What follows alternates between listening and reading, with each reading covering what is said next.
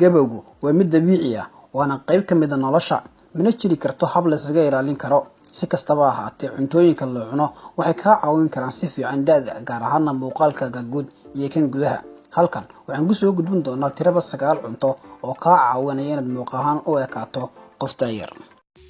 saliid saytuun waa mid ka mid ah saliidaha ugu caafimaadka badan dunida dusheeda saaran daraasado ayaa la arkay inay ka hortag u tahay xanuuno badan oo la xiriira da'da waxay hoos u dhigtaa dhiigkarka khataraha wadna xanuunka waxay ka hortagtaa xanuunada dheefshiidka inay si xoogan ula dagaalanto kansarka saliid saytuuntu waxay si xoog leh uga hortagtaa laablaabka maqaarka iyo dhaawaca falaadhaha cadceedda ee maqaarka kuwaasoo qofka ka dhigi kara qof muuqaal ahaan ka weyn da'diisa saxda ah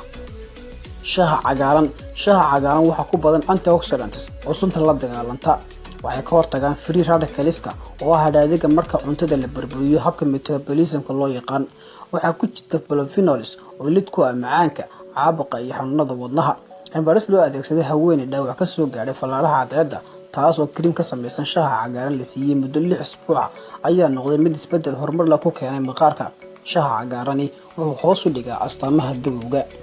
duxda kalluunka dhab ahaan duxda kalluunka ama malaygu waa cunto ka hortag u ah da'da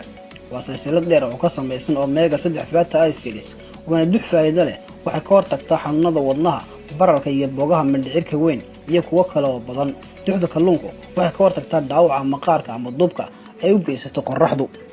shukulaatada madow waxa aad ugu badan shukulaatada madow flavonoid oo ku jirta waxay ka hortag iyo difaac u tahay dhaawaca cadceedda waxay maqaarka ku ilaalisaa xaaladda biyaha qarada iyo inuu noqdo mid ay siman tahay oogadiisa sare xagga muuqaalka baaritaan la qaaday ayaa lagu soo jeediyey shukulaatada madowga ahi ay hoos u dhigto cadaadiska dhiigga waxay horumarisaa shaqada xididada iyo saasashada maqaarka khudradda waxayna siisaa difaac iyo ka hortag free radicalska oo mas'uulka ah hadhaadiga waxyaabaha la dheefshiido oo dhaawici kara maqaarka tanina waa saameynta xaddiga badan ee antioxidantska ee laga helo khudradda daraasad ayaa muujinaysa vitamin C-ga laga helo khudradda uu waxtar u leeyahay badqabka maqaarka avocado waxay ka hortagtaa dhaawaca lala xiriiriyo maqaarka ee cadceedda waxaana sidoo kale laga yaabaa inay ka difaacdo hidde-sidaha unugyada maqaarka ee DNA-da faa'iidada dhif iyo naadirka ah ee avocadada waxa uu sababa waxyaabaha laga helo sida maadada polyhydroxylated fatty alcohols oo ka hortagta dhaawaca falaadhaha qorraxdu ay u geystaan maqaarka rumaanka midhaha rumaanku waa kuwa caafimaadka muhiim u ah wuxuu hoos u dhigaa rumaanku bararka sokorta dhiigga ama macaanka waxaana ka hortagaa kansarka mindhicirka weyn waxaa kaloo maqaarka ka difaaca falaadhaha cadceedda ee aadka u daran daraasado ayaa muujinaya inuu dib u kabo maqaarka dhaawacmay iyo kordhinta soo saaritaanka collagen oo muhiim u ah muuqaalka maqaarka